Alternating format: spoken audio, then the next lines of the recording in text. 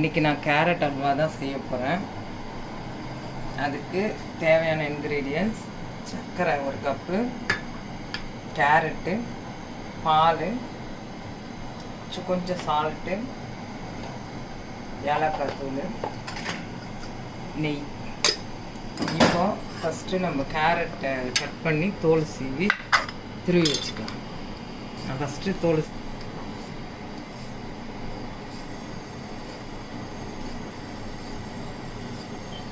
எல்லாத்தையும் தோலை சீவி எடுத்துட்டு வந்துட்டேன். இப்போ நம்ம துருவிக்கலாம் ஒன்று ஒன்றா.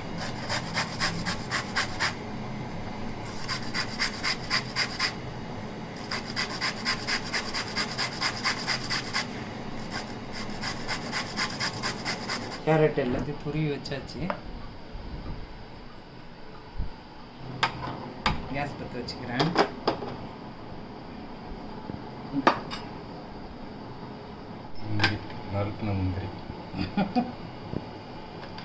முந்திரி ஃபஸ்ட்டு சொல்கிறதுக்கு மறந்துட்டேன்.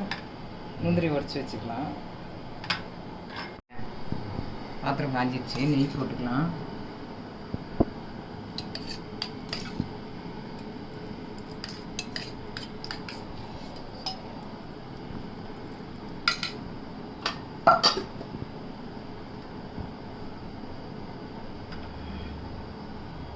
முந்திரி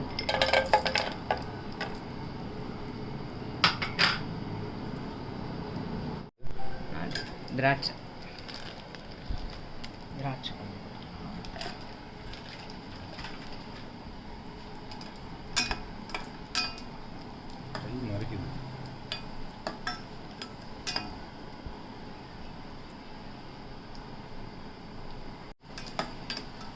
நல்லா சவுந்துச்சு. இதில் எடுத்து வச்சுருவோம் முந்திரி திராட்சை மொத்தம்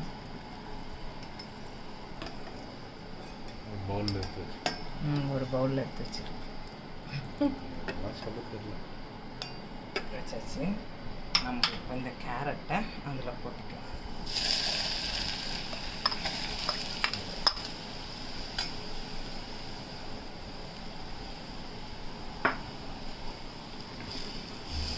கொஞ்சம் நல்லா நெய்யில் வதக்கணும்னா அந்த பச்சை வாசனை ஒரு மாதிரி வெகுட்டல் வாசனைலாம் போயிடும். நல்லா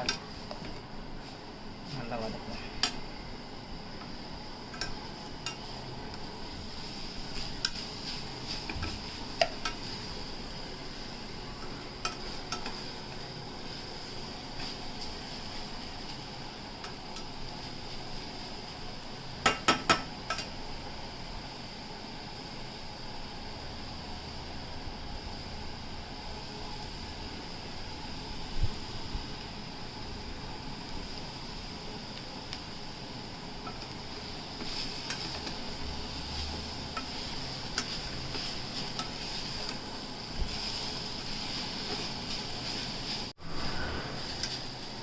இந்த டைமில் நம்ம எடுத்து வச்ச 1 கப்பு பால், நான் நல்லா காசின பால் தான் ஊற்றுறேன். நீங்கள் பச்சை பாலும் ஊற்றணும்.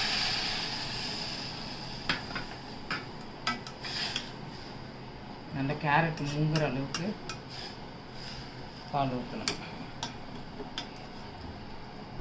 இதுலேயே இந்த பால்லேயே கேரட் வெந்துடும்.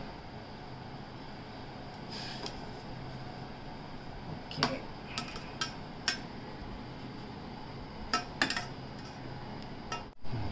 இன்னும் ஒரு 1/2 கப்பு ஊற்றிக்கிறேன் நான் பால். நல்லா வேகட்டும்.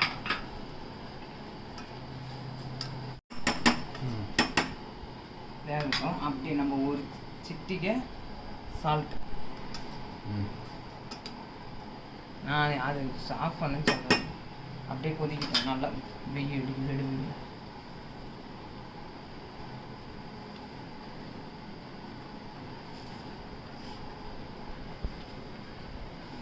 அப்படியே வேகும். நல்லா உள்ளுக்குள்ளேயே நல்லா வேகட்டும். நம்ம மூடி வச்சுப்போம். கொஞ்ச நேரம் சிம்லேயே வச்சுப்போம்.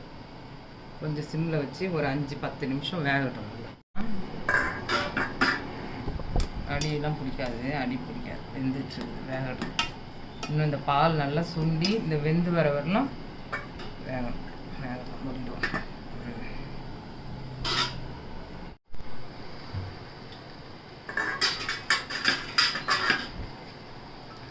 நல்லா வெந்துருச்சு. பாலும் நல்லா ஓரளவுக்கு சுண்டி வந்துருச்சு.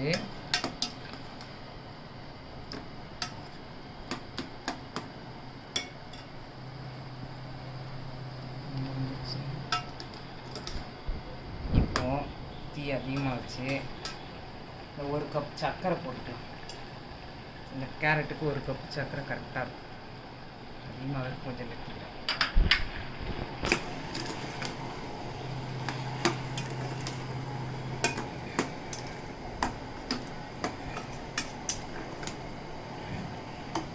இந்த சர்க்கரை கொஞ்சம் கரைஞ்சி வந்து தண்ணி இருக்கும், அதுவும் சுண்டட்டும்.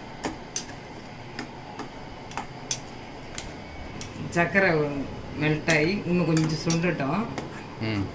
அது ஒரு அப்படியே மூடி வச்சு கட் பண்ணி மேலே டெக்கரேட் பண்ணிக்கலாம்.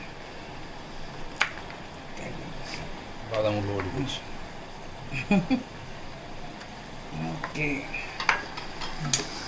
நல்லா சுண்டிடுச்சு, சர்க்கரையும் கரைஞ்சிடுச்சு. Okay, done. Carrot halwa done. இப்போது கடைசி ஃபைனல் டச், ஏலக்காய் தூள் கொஞ்சம் போட்டு முந்திரி திராட்சை வதக்கி வச்சிருந்தோம் இல்லையா நெய்யில் போட்டு கிளறிட்டு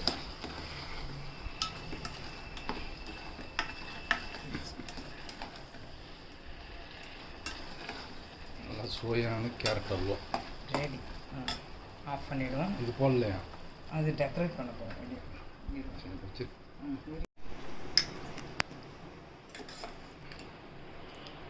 சுவையான கேரட் அல்வா ரெடி. இது மேலே பாதாம் போட்டு வச்சுருவோம். ஓகே.